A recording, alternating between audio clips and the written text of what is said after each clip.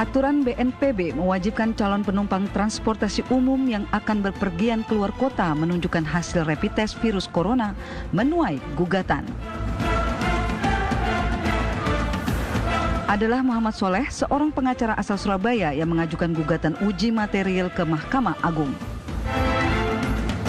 Surat edaran gugus tugas percepatan penanganan COVID-19 nomor 7 tahun 2020 itu dianggap bertentangan dengan keputusan Menteri Kesehatan yang tidak mewajibkan calon penumpang transportasi melakukan rapid test. Penggugat juga menganggap rapid test yang hanya diwajibkan bagi calon penumpang pesawat terbang, kapal dan kereta api itu selain diskriminatif juga dianggap tidak efektif. Terlebih, biaya pemeriksaan rapid test yang relatif mahal semakin memberatkan calon penumpang. Tim TV One mengabarkan. Ya, benarkah rapid test ini menjadi ladang bisnis? Kita langsung akan mendalami dengan 3 narasumber, tapi yang sudah terhubung bersama kami sudah ada 2. Ya, ini sudah ada Pandu Riono, ahli epidemiologi Universitas Indonesia. Selamat pagi, Pak Pandu. Selamat pagi, Pak Pandu. Selamat pagi, Mbak Rati dan Mas Arif. Terima kasih waktunya, Pak Pandu. Kemudian juga ada M. Soleh, penggugat aturan rapid test. Selamat pagi, Mas Soleh. Selamat pagi, Mas Soleh. Ya. Pagi, Mbak. Pagi, Mas Fadil. Saya mau ke Mas Soleh dulu, Mas. Ini sudah melayangkan gugatan ke MA. Sebenarnya apa yang mendasari, poin-poinnya apa saja Anda mendasari gugatan ke MA mengenai kewajiban rapid test untuk para pengguna transportasi umum? Jadi pada tanggal 25 Juni pagi hari kita sudah mendaftarkan gugatan terkait aturan dari surat edaran nomor 7 gugus tugas. Kita menganggap bahwa gugus tugas nggak punya kewenangan ngatur masyarakat. Gugus tugas ini bukan menteri, gugus tugas itu dibentuk oleh Kepres. Jadi dia itu tim ad hoc untuk penyelesaian, bantu dia. Dia sifatnya koordinatif kan itu loh. Nah tetapi dalam perjalanannya dia ngatur masyarakat. Calon penumpang itu mestinya yang ngatur keputusan menteri, peraturan menteri perhubungan. Nah peraturan menteri perhubungan nomor 18 berubah menjadi nomor 41. Calon penumpang nggak ada kewajiban rapid test, nggak ada kewajiban PCR. Yang diatur pakai masker, physical distancing, jaga jarak, kesehatan, ya atau pakai cuci tangan, masuk bandara tes suhu. Itu peraturan Menteri Perhubungan. Keputusan Menteri Kesehatan tanggal 19 Juni juga begitu. Calon penumpang itu baik darat, udara, laut, yang diatur hanya pakai masker, physical distancing, tes suhu. Tapi menjadi aneh kalau gugus tugas tiba-tiba membuat aturan yang dia melompat, overlapping. Itu pekerjaannya Menteri Perhubungan, pekerjaannya Menteri Kesehatan, tiba-tiba gugus tugas ngatur. Yang anehnya lagi, semua bandara, semua stasiun itu patuhnya bukan sama Menteri Perhubungan, tapi sama gugus tugas.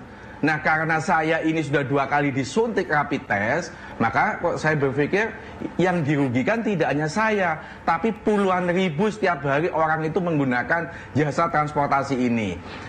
Ketika saya di Jakarta ada orang mengaku ke saya sudah 6 kali mas, suntik itu. Dan juga suntik ini berbiaya mahal. Saya 2 kali 300.000, yang kedua 350. Ada seorang ibu, suami plus anak itu kena 1.050.000. Saya tanya, ibu mau kemana? Ke NTT. Ini apa pesawat? Bukan kapal laut. Tiket berapa kapal laut? 312. Ini gila. Tiket lebih murah dibanding rapid test. Kan kasihan masyarakat kalau dibeginikan terus. Bahwa ini ada wabah corona berbahaya. Oke, iya kita paham itu. Tetapi jangan masyarakat itu diperberat. Ini orang ditakut-takuti sehingga karena berbiaya mahal, akhirnya orang nggak jadi berangkat keluar kota. Yang lebih aneh begini, Mas Fadil sama mbaknya ya. Kalau kita masuk bandara, kita dites suhu. Kalau tes suhu kita di atas 38, kita nggak bisa masuk bandara. Meskipun kita sudah membawa hasil rapid test. Yang menjadi pertanyaan, yang bisa menyebabkan kita masuk bandara itu rapid testnya atau tes suhunya. Menjadi tidak berguna rapid test suhu itu kalau kondisi kita sakit kan itu. Kalau saya berandai-andai mungkin itu sebagai untuk pencegahan sudah tidak awal ada biaya saja mungkin Mas Soleh. Mas Fadil, saya kasih tahu, Yang namanya rapid test itu bukan vaksin. Rapid test itu hanya untuk mengetahui seseorang itu antibodinya itu lemah atau tidak. Itu rapid test. Nggak ada jaminan hari ini kita rapid test, nanti sore kita berangkat ke Jakarta di atas pesawat, di Jakarta kita tidak terserang corona. Nggak ada jaminan, apa gunanya rapid test?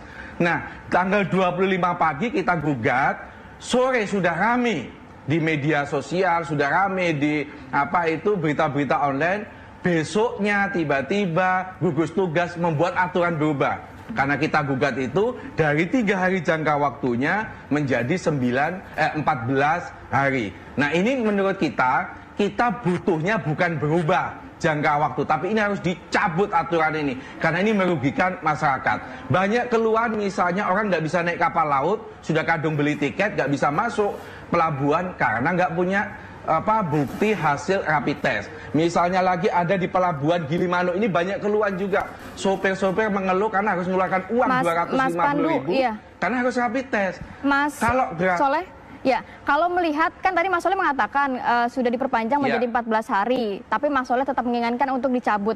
Lantas jaminannya apa kalau penumpang-penumpang ini bebas dari COVID kalau tidak ada rapid test, atau tidak ada gejala, surat gitu. bebas, begitu. Sedangkan OTG ini banyak sekali.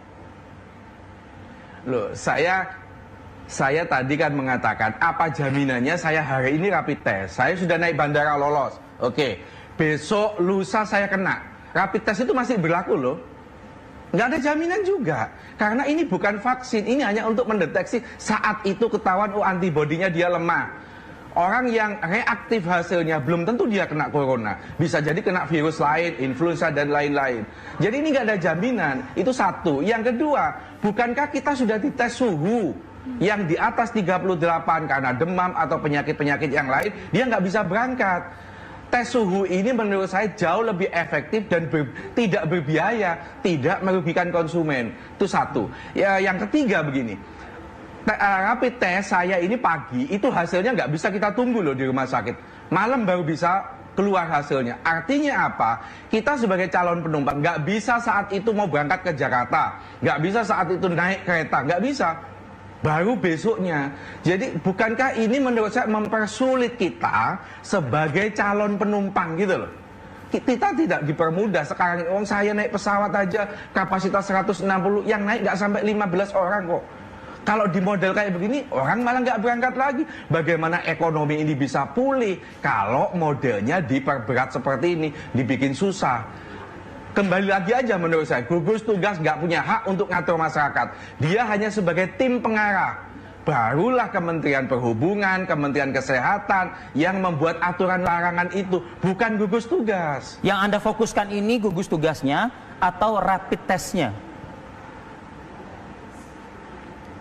Ya, karena yang mengeluarkan aturan itu gugus tugas. Saya hanya membuat argumentasi ada dua tadi. Satu, dia nggak punya kewenangan. Sudah nggak punya kewenangan, aturannya menyusahkan masyarakat. Oke, baik. Saya ke epidemiolog Universitas Indonesia, Mas Pandu, Pak Pandu Riono. Ada komentar Anda soal keluh kesah yang dialami oleh sebagian masyarakat yang kemudian juga dirasakan oleh Mas Soleh tadi di Surabaya? Iya, sebenarnya rapid test yang untuk mendeteksi antibodi itu sangat tidak akurat.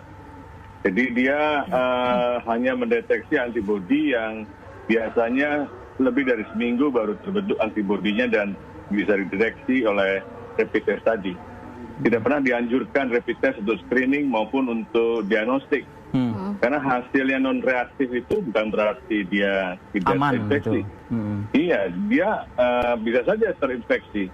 Karena kan yang seharusnya dengan PCR, dengan swab gitu, itu akan jauh lebih akurat karena mendeteksi virusnya. Dan kalau hasilnya reaktif, artinya positif, belum tentu juga dia infeksius. Harus diperiksa lagi dengan PCR. Jadi menurut saya sih, kita hentikan saja penggunaan rapid test. Sejak awal ini memang bermasalah. Saya tidak tahu kenapa kok tiba-tiba sejak awal itu rapid test menjadi pegangan. Memang waktu itu kapasitas testing kita untuk PCR itu masih terbatas. Sekarang sudah mulai meningkat, bahkan harus ditingkatkan. Kita hentikan semua untuk rapid test. Nanti kita pakai untuk melakukan survei serologi, karena itu yang paling penting. Pak Pandu, bukan untuk deteksi. Baik, kalau boleh mengutip dari pernyataan tim komunikasi gugus tugas yang menyatakan bahwa ada 3 alasan kenapa rapid test ini masih dilakukan atau masih digunakan oleh pemerintah. Kabarnya populasi yang sangat besar, kemudian lab yang belum merata di daerah, serta deteksi dini dan penghematan biaya. Mungkin nanti dari Pak Pandu bisa dikasih pencerahan atau apakah memang ada solusi lain selain menggunakan rapid test. Tapi kita tahan dulu Pak Pandu, Mas Soleh. Nanti kita akan kembali juga, akan berbincang juga dengan Mas Dhani Amrul Ihdan saat lagi.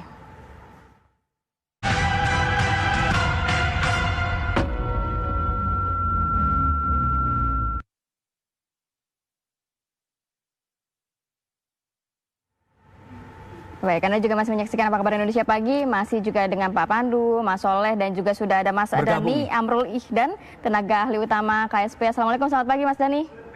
Waalaikumsalam warahmatullahi wabarakatuh. Selamat pagi semua. Terima kasih waktunya, Mas Dhani. Tapi saya mau menyambung pertanyaan saya yang tadi ke Pak Pandu. Pak Pandu, kan ada tiga penjelasan tadi yang saya sebutkan mengenai kenapa rapid test ini masih digunakan oleh pemerintah. Apakah ada masukan dari Pak Pandu mengenai hal tersebut, Pak? Bahwa perlu tadi saya lupa tuh. Itu semuanya fakta, tapi jawabannya bukan rapid test. Itu tes yang tidak akurat, tidak ada manfaatnya. Karena tadi negatif itu, non reaktif itu tidak mengindikasikan dia infeksi atau tidak. Kalau reaktif pun tentu mengindikasikan bahwa dia infeksi atau tidak. Karena tidak akurat, menurut saya hapus saja regulasi itu. Kalau orang mau bepergian, silakan bepergiannya, penting dengan protokol tadi 3M. Pakai masker, menjaga jarak, dan mencuci tangan. Itu saja, itu vaksin bisa. Karena itu memberikan harapan palsu, dan terus terang rapid test itu dipertahankan. Mungkin saja ada yang bisa memetik keuntungan dari ini, apalagi memanfaatkan setelah regulasi, misalnya harus 3 hari, ya kan? Nggak ada ketentuan harus pergi dengan rapid test, kecuali di pesawat. Di pesawat nanti akan ada suatu namanya pemeriksaan rapid test untuk antigen itu virusnya. Tapi kan belum ada. Nah, ini yang membuat haruslah kita masuk akal lah. Kalau kita mau fokus pada penanggulangan, janganlah menggunakan metode-metode yang tidak akurat. Itu memberikan informasi palsu dan juga rakyat itu harus membayar mahal yang nggak perlu. Pak Pandu, itu yang menurut saya harus ditegaskan oleh kita semua. Pak Pandu, kalau yang saya tangkap sih oke, rapid test no, oke, kita alihkan ke yang akurasinya jauh lebih mumpuni, swab test begitu atau PCR. Angkanya sampai 90 lebih kan, kabarnya kan seperti itu. Nah, ini konon kabarnya juga nggak bisa cepat. Sedangkan Mas Soleh tadi, itu dia menginginkan yang dipertanyakan, kalau saya mau berangkat hari ini atau misalnya besok begitu, ya masa harus menunggu 2 hari untuk hasil PCR ini keluar begitu, Pak Pandu? Iya, makanya kan tidak perlu tes. Kenapa harus tes? Tidak perlu tes? Tidak perlu. Oke. Tidak perlu tes. Karena hasilnya tidak akurat dan tidak mungkin. Nanti kalau sudah ada rapid tes antigen beda loh sama tes yang sekarang, antibody, itu akan lebih akurat dan itu biasanya dipakai untuk perjalanan pesawat dan sebagainya. Rapid test antigen itu seperti apa, Pak Pandu? Mungkin bisa digambarkan lebih? Iya, sama juga dengan swab ya, tapi kita meriksanya memang antigen, yang sekarang kan antibody dengan darah, gitu kan.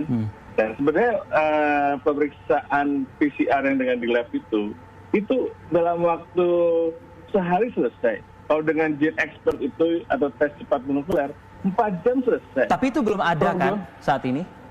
Kalau tes cepat molekuler untuk dengan TCM udah ada. Maksud kita di Indonesia sudah dipakai? Sudah dipakai. Hanya belum maksimal, Pak Pandu? Memang belum maksimal karena itu kan sebenarnya untuk tes untuk mendeteksi Mycobacterium tuberculosis. Kemudian ternyata kita bisa mengadakan cartridge untuk memeriksa COVID. Tapi kan sarananya masih terbatas karena kita masih mengimpor cartridge-nya. Akankah kosnya lebih mahal lagi nantinya? Enggak juga sih, tapi nanti kan Bandung, Unpad, dan teman-teman di Bandung itu sudah akan memproduksi tes cepat antigen. Nah, itu yang bisa dipakai untuk solusinya. Kalau memang untuk masih diinginkan untuk dites. Baik, saya ke Mas Dhani Amrul Ihdan, tenaga ahli utama kepresidenan. Mas Dhani, ada gugatan yang disampaikan oleh M. Soleh ya, seorang pengacara di Surabaya. Ini pribadi ya Mas Soleh ya, Anda menggugatnya ya? Ya, Oke. Pribadi ya. Oke, Mas Dhani, ini mempertanyakan apa wewenang gugus tugas mengeluarkan surat edaran yang mewajibkan rapid test. Hanya awalnya ada 3 hari, lalu direvisi begitu ya. Kemudian diperpanjang menjadi 14 hari. Tapi rapid test itu masih menjadi klausul penting begitu. Ya, apa yang dilakukan oleh gugus tugas, tentu kan gugus tugas itu berdasarkan kepada berbagai pertimbangan-pertimbangan keilmuan yang sudah ada. Dan tadi sudah disampaikan oleh Pak Pandu dan teman-teman bahwa yang namanya rapid test ini kan adalah screening awal. Bahwa RDT atau Rapid Detection Test ini kan ada 2, ada rapid test yang ada RDT yang antibody, ada yang antigen. Nah, saat ini kan BPPT itu juga lagi melakukan finalisasi untuk melaunching buatan sendiri ya, buatan Indonesia, rapid test baik yang antigen maupun antibody. Yang kebanyakan dilakukan di Indonesia itu kan yang RDT yang antibody. Antibody ini sebenarnya RDT yang antibody ini dilakukan juga bukan cuma di Indonesia tapi juga di Amerika.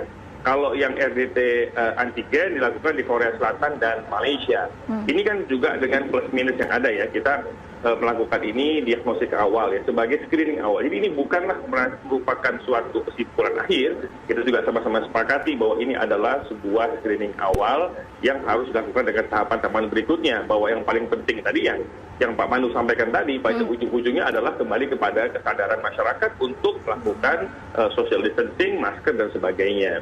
Nah, mengenai gugatan kepada Mahkamah Agung, tentu kami melihatnya dalam kerangka tentu hak warga negara untuk menyampaikan setiap gugatan tersebut, dan kami meyakini sepenuhnya bahwa Mahkamah Agung di dalam koridor hukum juga melihat berbagai aspek di dalam mempertimbangkan keputusan hukumnya, dan keputusan hukum itu juga Mahkamah Agung melihat dari berbagai aspek keadaan kondisi faktual yang terjadi di lapangan, bahwa dengan populasi Indonesia yang banyak diperlukan screening awal dan juga asas kehati-hatian yang dilakukan oleh pusat-pusat tempat-tempat keramaian dan juga alat-alat transportasi itu dijadikan pertimbangan yang logis. Jadi penggunaan rapid test, khususnya rapid test yang antibody yang dilakukan di Indonesia adalah sebuah konsekuensi logis dari kondisi faktual yang ada saat ini di lapangan, Mas Dhani, yang harus kita jalankan.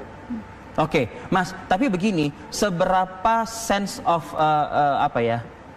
krisis, tepatkah saya mengatakan ini gitu ya, pemerintah gitu dalam artian, kan tadi Ratih juga sempat dalam beberapa chit-chat kami begitu, harga tiket saja mungkin lebih murah daripada rapid test begitu. Artinya kan tidak semua mereka ini ditanggung oleh perusahaan dalam artian mungkin perjalanan dinas, Mas Dhani. Bagaimana dengan masyarakat umum seperti M. Soleh tadi begitu yang harus mengeluarkan lagi kocek, bahkan dalam seminggu misalnya dia harus terbang ke beberapa titik wilayah, berapa kali dia ditusuk tubuh dia seperti itu, Mas Dhani?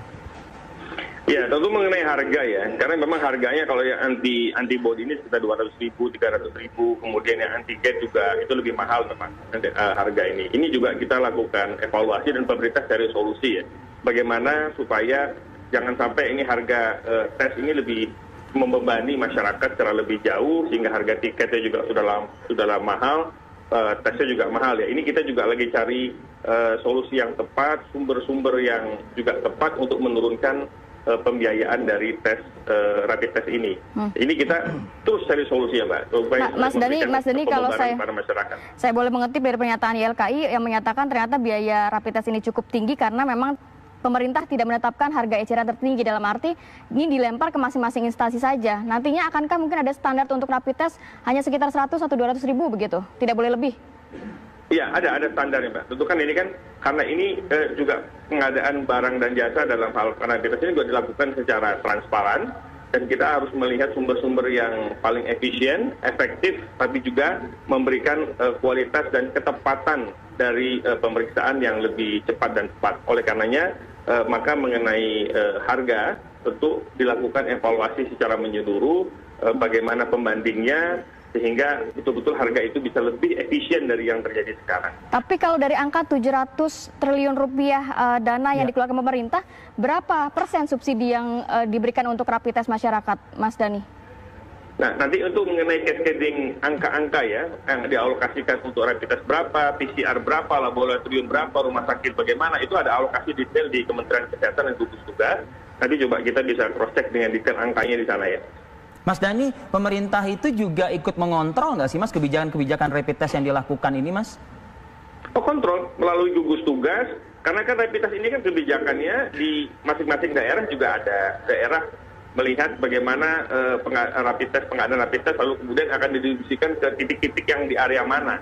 Ini kan daerah juga bersama gugus tugas daerah juga bekerja sama untuk menentukan itu. Ketika itu ditentukan, lalu kemudian dilakukan evaluasi, monitoring dan evaluasi, itu dilihat ini apakah ini masih efektif atau tidak efektif lagi. Sehingga kebijakan apapun di lapangan dilakukan oleh pemerintah, gugus tugas, pemerintah provinsi, daerah, itu selalu customized, fleksibel, dan adaptif sesuai dengan evolusi perkembangan kejadian yang ada di masyarakat serta trennya yang terjadi di dalam masyarakat di suatu daerah. Jadi ini sangat fleksibel dan sangat-sangat adaptif di dalam kebijakan ini. Baik, Mas Soleh, ada komentar Mas Soleh? Wah, banyak komentarnya ini. Jadi begini, Mas Dhani, yang harus dipahami sekali lagi bahwa kalau kita lihat Kepres nomor 7, Kepres nomor 9 tentang gugus tugas, nggak ada kewenangan gugus tugas membuat aturan. Ini surat edaran itu mestinya hanya ditujukan kepada Kementerian Perhubungan, Kementerian Kesehatan. Kementerian Perhubungan lah yang membuat aturan itu kepada bandara, kepada masyarakat seperti kita. Bukan gugus tugas, kita nggak ada kaitannya. Kementerian Perhubungan sudah mengeluarkan peraturan Menteri Perhubungan nomor 18 dirubah menjadi nomor 41 untuk calon penumpang. Dia ngatur salah satunya masker dan lain-lain, jaga jarak. Tapi tidak ada itu klausul rapid test. Satu, Mas Dhani.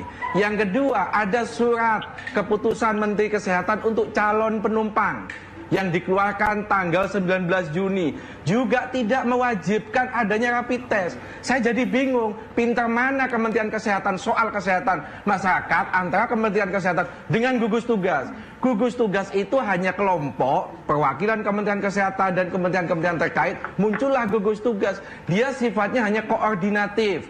Hari ini positif corona sekian, mati sekian. Itu tugasnya gugus tugas, bukan mengatur masyarakat, mewajibkan rapid test.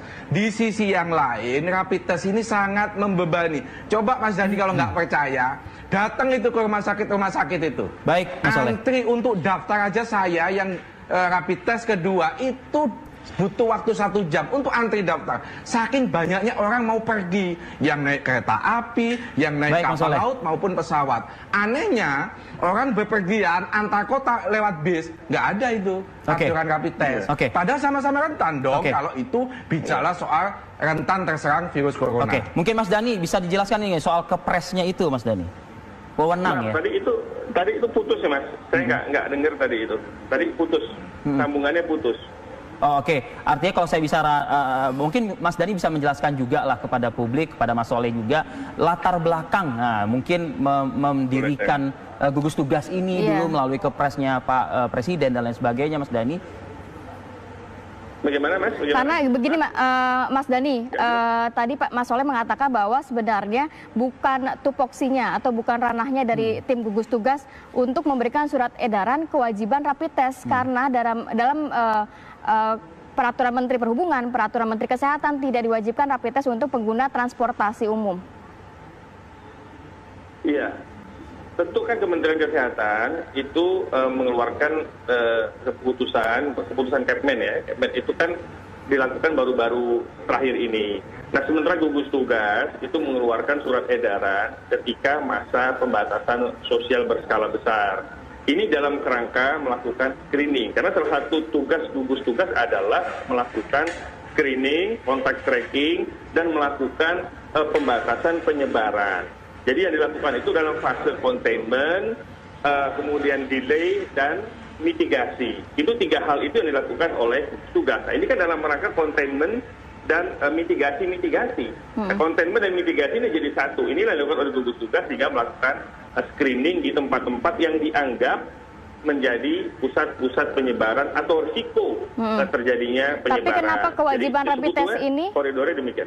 kenapa kewajiban rapid test ini hanya untuk pengguna transportasi udara, kemudian kereta api dan juga laut. Tadi Mas Soleh mempertanyakan kenapa bis ini tidak perlu rapid test.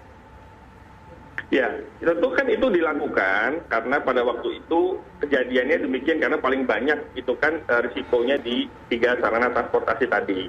Namun demikian ini kan tadi saya katakan di awal bahwa kebijakan ini adalah selalu adaptif, fleksibel, berdasarkan kurun waktu dan kejadian yang terjadi pada waktu tertentu. Sehingga ketika saat ini sudah tidak relevan lagi, tentu kan dilakukan evaluasi, Pak, surat edaran itu. Akan dilakukan evaluasi secara menyeluruh sehingga output kebijakan yang dilahirkan adalah yang sesuai dengan aspek kemasyarakatan, kebutuhan kemasyarakatan, dan juga aspek epidemiologi, public health yang harus menjadi koridor di dalam pencegahan penyebaran COVID-19 ini.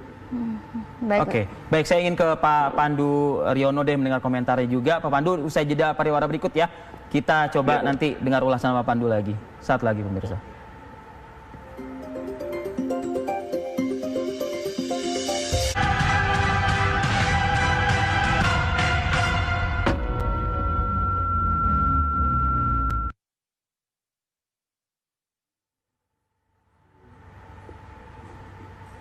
Ya, langsung ke Pak Pandu deh. Pak Pandu, kan kita banyak menyebutkan epidemiologi ini kan ahli wabah. Ya kan? Nah, tapi nah, jadi tapi sampai gini, Pak Pandu tadi cukup berani, Pak, di awal diskusi kita mengatakan nggak perlulah rapid, udah nggak usah ini. Lantas pertanyaan yang muncul di dalam benak masyarakat, lantas bagaimana men-screeningnya atau apa? Nah, Pak Pandu juga sudah menjelaskan menggunakan antigen begitu. Nah, tapi sekali lagi waktu saat ini memang belum secara maksimal bisa mempergunakan hal tersebut karena memang masih istilahnya produksi dan lain sebagainya. Apa nih yang pantas untuk mencegah wabah ini semakin terus menjalar gitu loh, wabah? Ya, sejak awal pandemi itu bulan Maret, saya sudah menentang penggunaan rapid test. Jadi dalam respon pandemi ini, apapun yang akan dilakukan, jangan sekali-sekali menggunakan rapid test karena itu tidak akurat. WHO juga menganjurkan tidak pakai.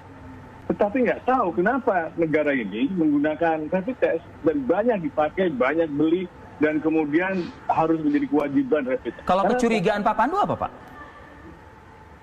Karena tidak mengerti mungkin. Atau ingin mencari jalan pintas. Jadi sebenarnya adalah kita harus memperkuat kapasitas pemeriksaan PCR. Itu yang paling penting. Sehingga kita fokus untuk penanggulangan pandemi ini. Kita mau serius nggak sih? Tapi butuh dana besar, Pak Pandu, kalau PCR. Nggak juga. Teman dari Bandung itu, tanya aja Pak Gubernur Ridwan Kamil. Biaya rapid test sama biaya PCR nggak jauh beda. Nggak jauh beda. Berapa jadi tuh Pak bedanya, Pak? Saya nggak tahu. Tanya aja sama beliau. Jadi ini adalah suatu masalah bahwa kalau kita ingin serius, gunakanlah alat yang akurat. Akurat, karena rapid test itu tidak akurat sama sekali. Pak Pandu, negatif, ya. Saya agak terkejut Pak Pandu kalau misalnya Pak Pandu tadi mengatakan kurang paham, kurang ngerti gitu. Saya yakin para penyelenggara negara ini, begitu, menteri kah itu? Belum tentu Pak. Banyak kebijakan itu karena kepanikan, karena tidak bertanya pada ahlinya. Ya, meskipun para pejabat-pejabat ini juga dikelilingi juga oleh para ahli-ahli juga begitu. Iya, tanya aja para ahlinya. Kita tanya kepada Ikatan Dokter Patologi Klinik. Itu kan jawaban sementara. Tapi kalau kita ingin menanggulanginya, seriuslah menanggulanginya dengan mesin PCR. Ya kita tingkatkan. Akhirnya kita bisa kan? Kita bisa, kita mampu. Problemnya kita mau atau tidak. Itu problem utama kita. Kita mau menyelesaikan pandemi atau kita ingin berlama-lama dengan pandemi ini. Itu menjadi masalah besar kok. Indonesia itu tergolong peringkat 97 dari 100 negara yang aman. Artinya negara itu juga banyak negara di sekitar kita melihat bahwa kita tidak serius, tidak terkoordinasi, tidak mendengarkan pendapat ahli. Jadi yang menurut saya adalah, oke lah, sekarang stop semua penggunaan rapid test, antibody tadi, kita kuatkan PCR kita. Karena kunci untuk mengatasi pandemi, untuk mencegah gelombang kedua nanti, adalah dengan pemeriksaan tes yang akurat. Kalau tidak akurat, itu akan menimbulkan kesalahpahaman dalam mengambilan keputusan. Akurat dan tidak membebani masyarakat ya. Oh iya, jangan lagi masyarakat yang sudah menderita ini dibebani hal-hal yang tidak penting. Oke. Kasihan. Oke, Mas Jadi Dhani. sudah jatuh ini lagi. Apalagi tadi saya mendengar keluhan harus ngantri, harus ini mahal di mana-mana. Banyak masyarakat memang banyak melakukan rapid test karena panik. Saya bilang, emang kamu ada riwayat kontak? Enggak. Kenapa? Ya saya takut saya kena. Padahal tidak akurat. Mas Dhani, ya. Mas Dhani deh. Ya, kita juga semua sudah sepakat tadi ya bahwa yang namanya rapid test ini bukan diagnostik dan dia screening awal dan merupakan konsekuensi logis dari kondisi faktual saat ini untuk karakteristik Indonesia dengan penyebaran wilayah, dengan populasi penduduk dan karakteristik demografi, geografis dan sebagainya. Ini yang menjadi pijakan kita bersama. Bahwa yang kedua mengenai bagaimana kalau kita tidak PCR. PCR itu sekarang kan targetnya Presiden sudah 20.000 ke atas, ya kita sudah mencapai 25.000. Itu kan juga menunjukkan bahwa terjadi eskalasi dari konsekuensi dari tes PCR yang sekarang sudah dilakukan secara masif, sudah 25.000, dan akan dituntut harus 30.000. Ini kan dilakukan secara komprehensif, secara simultan ke seluruh wilayah-wilayah Indonesia, khususnya daerah-daerah zona merah dan kuning. Nah, kemudian yang ketiga, yang lebih penting lagi bahwa pengadaan alat-alat tes ini juga dilakukan dengan transparan, dengan metodologi yang paling efektif, paling efisien, dan dilakukan evaluasi dan monitoring yang ketat dari pemerintah dan lembaga-lembaga penegak hukum. Presiden telah memerintahkan agar KPK, BPK, semua lembaga-lembaga negara untuk mengawasi dengan ketat penyelenggaraan ini, sehingga tidak boleh terjadi sedikit pun penyimpangan dalam kondisi yang pandemik ini. Dan yang paling penting lagi, kita juga berpikir realistis dan lihat faktanya. Angka kesembuhan di Indonesia itu sudah meningkat cukup pesat. Saat ini angka kesembuhan itu sudah 21.500 lebih loh pasien yang sembuh. 21.500 lebih pasien yang sembuh dari total 27.000 lebih yang pasien yang terkonfirmasi. Nah, ini sudah menunjukkan juga progres yang baik untuk penanganan COVID-19 di Indonesia. Kita juga melihat ada kelemahan, tentu ya kan sebagai penyelenggara negara kami juga melihat kita juga tidak sempurna sebetulnya. Kita juga banyak belajar untuk memperbaiki setiap penanganan ini hari ke hari kita evaluasi lalu kita perbaiki. Yes, itu kita lakukan. Tapi di satu sisi juga harus secara jujur kita akui bahwa peningkatan pasien sembuh yang cukup signifikan angkanya juga menunjukkan betapa pemerintah sangat concern. Gugus tugas Kementerian Kesehatan, lembaga, semua concern untuk penanggulangan ini dilakukan dengan baik. Nah, jadi kita juga melakukan apresiasi nih terhadap pemerintah, terhadap tenaga medis, aparat semua yang telah melakukan memberikan dedikasi yang luar biasa dalam hal penanganan jika ada peningkatan pasien sembuh. Ini juga menjadi satu apresiasi tersendiri tentunya. Mas Dhani, kalau yang soal tadi penyelenggaranya yang nggak ngerti, nggak paham mungkin gitu, gimana Mas kira-kira Mas? Ya, kami juga melihat ya, tentu yang disampaikan oleh Pak Pandu dalam hal ini juga tidak dibilang kalau penyelenggaranya tidak paham, tentu tidak betul juga karena mereka juga telah dibekali oleh ilmu yang juga ilmunya sama, dasar hukumnya sama, aturannya sama. Hanya yang perlu diperbaiki adalah tingkat konsistensinya. Ini yang kami melihat perlu diperbaiki, tingkat konsistensi ini di dalam melakukan treatment, di dalam melakukan penanganan agar punya standar yang sama di beberapa tempat dan wilayah. Ini yang kita harus perbaiki karena gugus tugas di pusat didampingi juga oleh para ahli di bidangnya, dari mulai epidemiologi, public health, dokter-dokter, tenaga medis, itu semua ada platform-platform keilmuannya. Tugas daerah juga demikian. Ada dinas kesehatan daerah yang juga punya basic keilmuan dan pengalaman jam terbang yang cukup mumpuni, track record yang baik. Nah, ini kan semua ada dasarnya, ada track recordnya di dalam mengambil kebijakan-kebijakan itu. Tidaklah mungkin negara mengambil sebuah kebijakan yang tidak didasari oleh bidang ilmu, data science, dan juga track record yang terjadi di lapangan dan juga dalam koridor beberapa waktu yang lalu. Ini yang diambil pembelajaran oleh negara, oleh pemerintah, baik pusat maupun daerah di dalam melakukan kebijakan-kebijakan strategis dan taktis di lapangan. Kalau misalnya sudah baik, sudah para ahli yang memang juga ikut berpikir bagaimana menuntaskan COVID-19 ini, pertanyaannya kemudian yang nanti juga oleh Mas Soleh, oleh Pak Pandu, rapid antigen ini nih, Mas Dhani, sebagai pengganti rapid antigen. Ini kan sudah tadi saya sampaikan di awal bahwa BPPT telah memproduksi dan akan segera melakukan produksi massal dan meluncing untuk dalam hal rapid test yang antigen maupun yang antibody. Itu dua-duanya di launching. Terutama yang antigen ini memang diminta untuk segera di launching karena ini menjadi salah satu tools yang dikategorikan oleh para ahli itu lebih efektif lah daripada yang antibody. Masih lama, Mas Dhani. Ini yang dilakukan oleh pemerintah untuk segera melakukan produksi massal dan launching dengan waktu yang tidak terlalu lama. Dalam waktu dekat berarti ya, Mas ya? Ya, betul. Demikian juga yang untuk beberapa alat PCR juga terus kita datangkan dalam jumlah yang cukup besar. Bahkan saya juga dapat informasi bahwa pemerintah juga lagi mengusahakan alat tes PCR yang lebih canggih, yang hasilnya tidak perlu memakan waktu 1-2 hari atau seminggu gitu. Jadi hasilnya bisa dikeluarkan dalam waktu yang cepat. Itu juga ada salah satu alat PCR dari Korea, dari Cina dan beberapa negara itu yang bisa mendeteksi, mendiagnosa hasilnya keluar dalam waktu yang relatif semoga PCR-nya banyak, rapid test antigennya banyak, tapi beban masyarakat juga jadi berkurang ya, Mas ya, nggak jadi bayarnya harus mahal. Ya, betul. Saya mau ke Mas Soleh dulu. Mas Soleh, mendengar penjelasan dari Mas Dhani mengenai pemerintah ini terus melakukan evaluasi mengenai kebijakan-kebijakan yang dikeluarkan oleh pemerintah, dan tadi juga sudah dijelaskan mengenai tupoksi dari tim gugus tugas. Ada tanggapan, Mas? Jadi kalau saya tidak sependapat dengan Pak Danu kalau pemerintah tidak paham, bukan tidak paham, tidak mampu berempati susahnya masyarakat kan itu.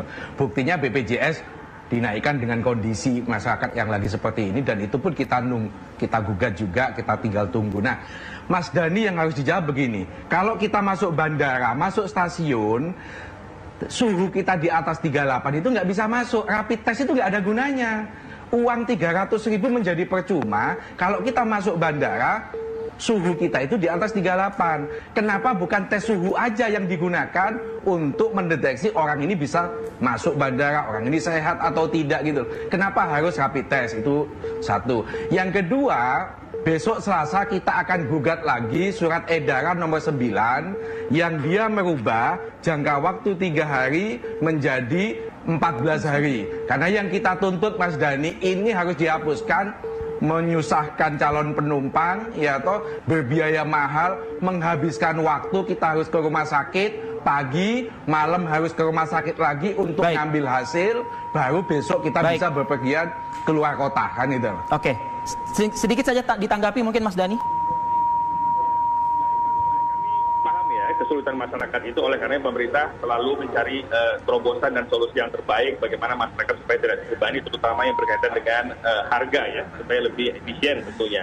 Nah, mengenai dua-duanya harus dilakukan, baik itu rapid maupun pengaturan suhu badan. Bahwa pengaturan suhu badan itu penting dilakukan karena kan terlepas itu ada COVID ataupun tidak COVID, tapi kalau orang suhu badan tinggi tentunya kan ini berpotensi sekali di dalam melakukan penyebaran penularan penyakit ya, apakah itu demam atau flu, maka kan ini berisiko untuk melakukan penyebaran penyakit. Nah, kalau orang itu panas lalu kemudian melakukan penyebaran, itu kan daya tahan tubuhnya kan juga lemah orang itu. Nah, karena daya tahan tubuhnya lemah, maka disarankan untuk tidak berinteraksi. Berarti nggak ada gunanya dong rapid test. Perjalanan. Ya. Rapid test memang tidak ada hubungannya. Satu sisi itu adalah pencegahan terhadap penyebaran penyakit kalau suhu badan, ya dalam hal ini adalah demam atau flu. Di satu sisi rapid test adalah screening awal antibody yang tadi juga sudah dijelaskan oleh Pak Pandu tentang fungsinya. Bahwa ini ada kelemahan ya, karena ini bukan diagnostik tentunya. Nah, oleh karenanya pemerintah kita akan mengevaluasi kan sesuai dengan masukan para pakar, termasuk masukan dari Pak Soleh tadi.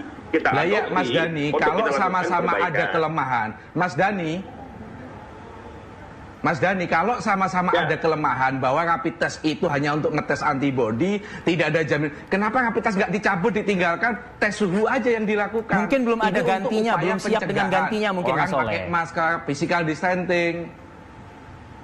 Loh, Itu bukan pakai dilakukan, tes suhu Pak. aja. Sebelum mampu PCR tadi, Ya. pakai tes suhu. Oke. Ya karena ini dua hal yang berbeda. Satu untuk melakukan, tadi sudah saya jelaskan kan, tadi untuk mencegah terjadinya penularan, untuk penyakit ya, penyakit demamnya, supaya tidak menularkan orang lain yang menyebabkan daya tahan tubuhnya. Ya, daya tahan tubuhnya itu kan lemah kalau orang yang sakit panas kan. Nah, jadi akan berbahaya dia. Orang yang sakit panas itu bagi dirinya, dia juga akan membahayakan dirinya sendiri kalau dia berangkat. Karena kalau terjadi apa-apa juga dia tahan tubuhnya akan lebih mudah turun. Nah, Baik. kemudian yang rapid test tadi kan berbeda.